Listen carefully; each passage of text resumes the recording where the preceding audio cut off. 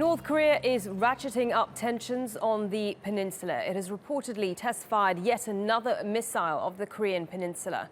South Korea says the regime in Pyongyang fired the missile from its northeastern coast on Friday. Well, despite UN sanctions, North Korea has continued to fire rockets in recent weeks. And this test took place just hours after a meeting between US President Barack Obama and China's President Xi Jinping at a nuclear security summit in Washington, D.C. The two leaders have agreed to work together to limit North Korea's nuclear ambitions. Well, Hahm is following the developments from South Korea's capital, Seoul. Shane, it looks like North Korea is determined to keep up its show of force. What is the latest on this missile test?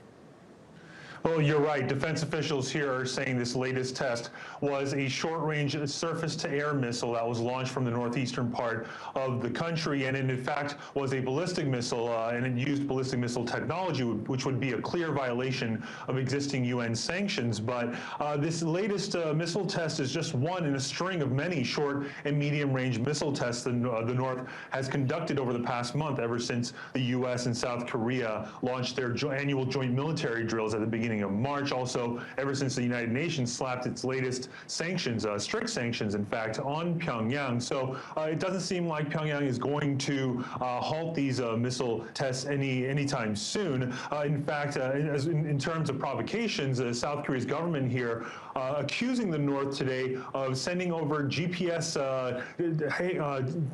signals that distract technology, the boats, ships, and planes here in the South, calling that a clear provocation as well. So the tensions on the Korean Peninsula still remain very high at this point. And China, who until now have been North Korea's lifeline against the West, have also now started exerting pressure on North Korea. Is there any sign that North Korea is feeling the pressure of sanctions at all?